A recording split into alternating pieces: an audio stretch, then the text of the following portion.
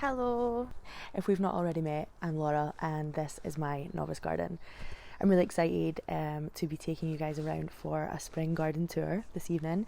The last time I think that we had a tour of the garden, it was late winter and we are now late spring, so a lot has changed.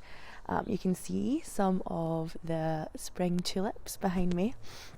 And we've had a really strange spring. I'm sure, like a lot of the rest of the UK, at least, perhaps even around the world, we've had a lot of cold, wet, damp days, a lot of late frosts, some snow. It's been a really long, cold spring, so I'm heavily anticipating the summer now. Anyway, a lot's changed in the garden since I last toured you around. I'm going to show you some of that. I'm also going to show you some of the downsides to this kind of long wet spring, but if you're watching this in the morning, grab yourself a coffee or a tea or chai, and if you're watching it in the evening, why not get a gin and tonic and let's take a little tour around the garden. So let's start off over in the corner of the garden with a little sweep around. First of all, you might notice this here, which is our new archway. We installed that about a month ago.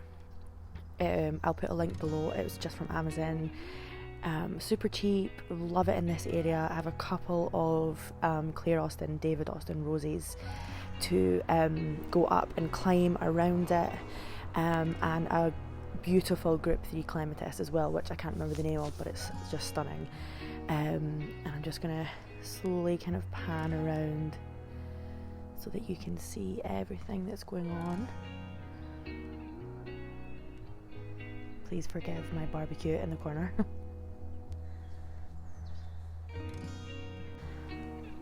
Alright, so let's start. Well, actually, first of all, let's start off down in this corner here with this huge pile of plants. Well, huge to me anyway. This is a big collection of perennials and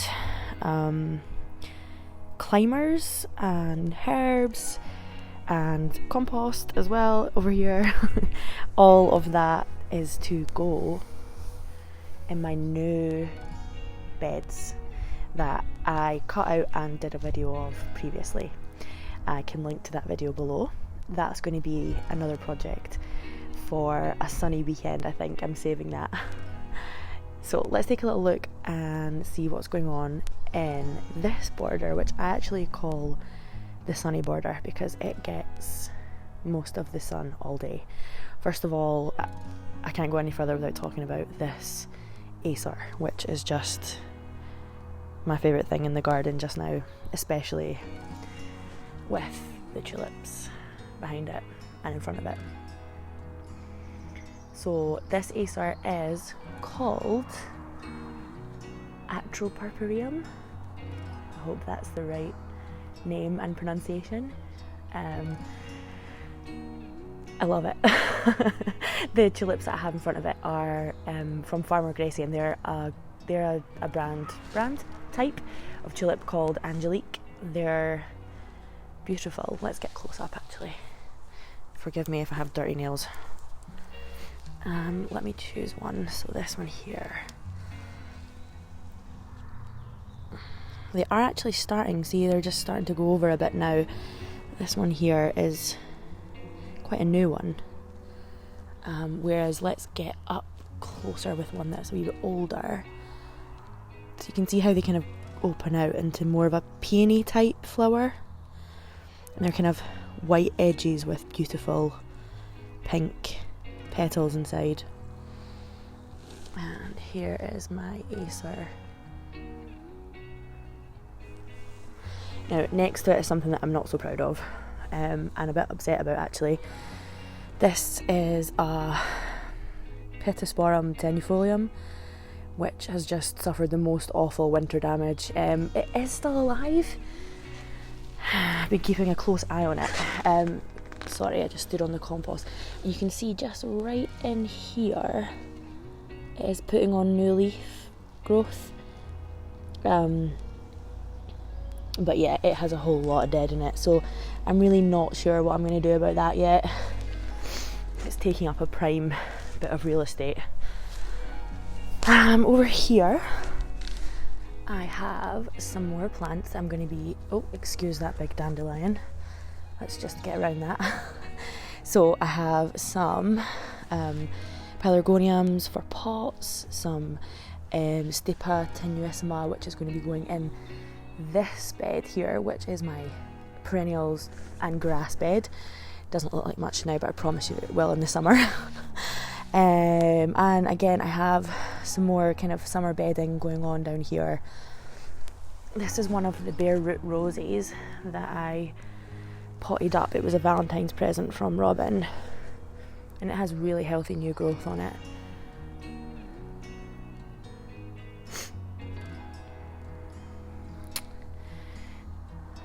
So here's another look at my new archway. I'm really happy with it, especially for the price. I think it was only something like £60, and I can't wait to see it with the climbers. Here's a look at some more tulips. Now the peach blend in front of me here is also from Farmer Gracie, and I think this variety is called Charming Lady, and I just love this view, the view of the tulips with the heuchera and then the Angelique tulips behind. It's just beautiful. It reminds me of like summer fruit salad, you know.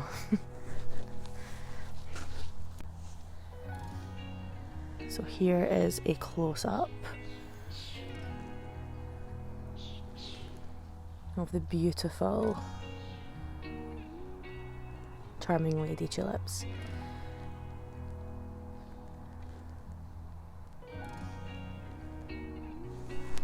And just behind the Charming Lady tulips, I have got a double play gold spirea, which is just putting on its really nice kind of yellow foliage.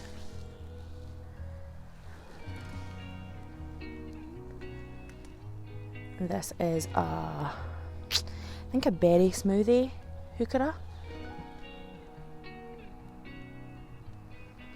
And you can just see towards the end of this bed I've got some alliums, an arbovita evergreen, and this climber just coming up this trellis here. This is a jasmine.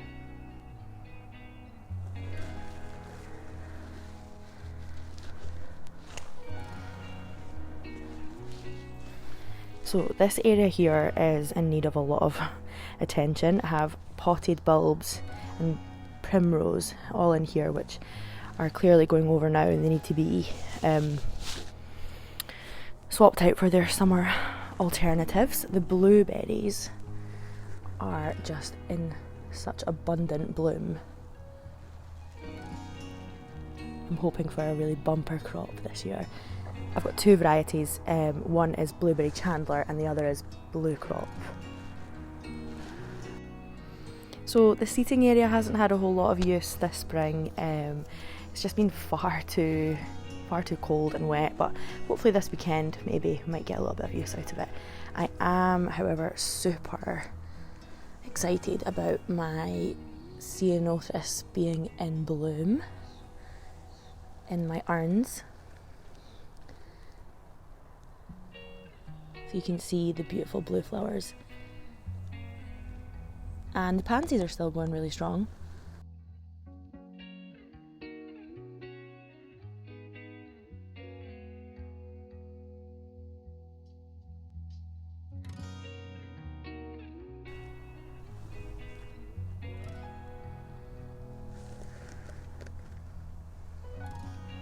And just behind the side table up in the corner here, you can see my new Acer, which is called a Sango Kaku, and a bit of fence over here which still needs painted. The good, the bad and the ugly, people.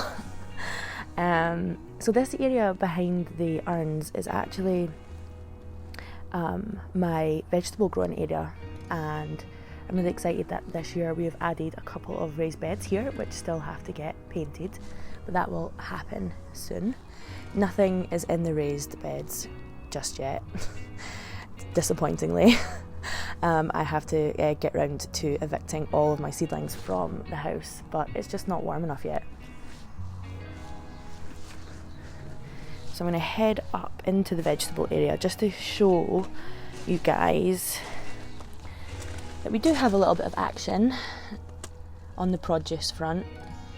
My strawberries are just putting on their first flowers, and my pear tree did have a bit of blossom on it. That's a Williams Bon Chrétien variety. Now, this has been a huge hit. I'm just going to back it up a bit. I just love my plant shelves, or my plant theatre. The pansies down here are weighed down by the water from the huge amount of rain that we've had today, but usually they are kind of gorgeous, and I'll see if I can get some footage of it actually, with them standing up and just looking so summery and springy. Now, this side of the garden is a lot shadier, so I have actually got a lot of it to fill in. You can see quite a lot of kind of open space around here behind the barbecue. Again, excuse me for that. But I'll get around to it. I've got lots of hostas, and I've got some grasses, some ferns, things like that to fill in this year. But I am going to just show you some of the highlights of the shady border and some of the low points, I suppose you could say. So my favourite thing by far is the euphorbia. It's the acid green, it just gets me every time. And if I just pan slowly around, look at that brunnera. It's been just glorious all spring. The little powdery blue blooms they're just precious. Let's go up a bit closer.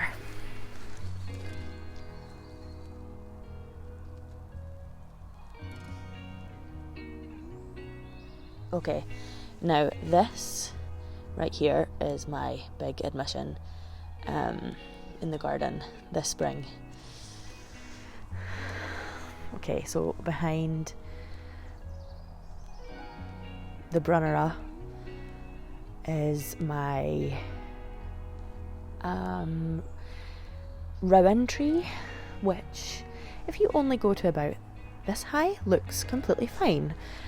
If you go higher,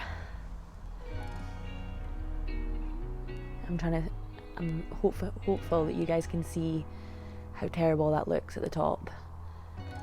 So basically what happened with the rowan tree is that one day I was just kind of out and about in the garden, and I noticed that there were a lot of wasp activity around the kind of higher branches, and I got up a little bit closer and realised that the wasps were actually eating a huge aphid infestation, which, I mean, this is like a completely new garden to me. Gardening is, again, it's the novice garden, so I'm just learning, and I decided to go online and have a look to see if I could find some organic ways of controlling the aphid infestation, and one of the ways was to use a kind of mild dish soap solution and spray liberally all of the leaves, which is what I did. And in retrospect, I know I used far too much dish soap, and I've burnt the leaves, and I've also done it on one of my roses, but the rose has fared a lot more, it's fared much better, whereas the rowan tree, I'm really worried about it. it's dropping a lot, as you can see, it's dropping a lot of its leaves. The leaves that it still has left on are pretty damaged looking, so we'll just have to keep our fingers crossed and see what happens for the rest of the season.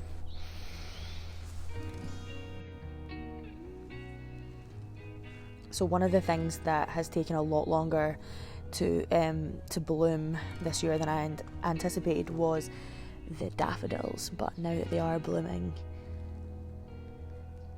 they're just really cheerful and gorgeous. This is a Jetfire daffodil. You can see I have some more running through the Shady border. So over here I've got a patio pear tree, which is just ready to be potted up. And next to my little Belfast sink pond, I've also got my bulb lasagna that I potted up in an earlier video, which I'll link to below, and it's just doing so well. You can see all of the bulbs are starting to come to life now. The little muscari, which are just the most beautiful colour of blue, and the tulips as well, and even a cheerfulness daffodil. So here's a final look at everything that the spring garden has to offer this May, and thank you guys so much for coming along for a wander with me this afternoon.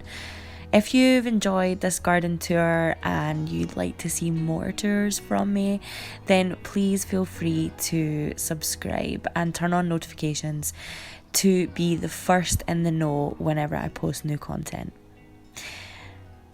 I'll see you guys in the next video. Bye.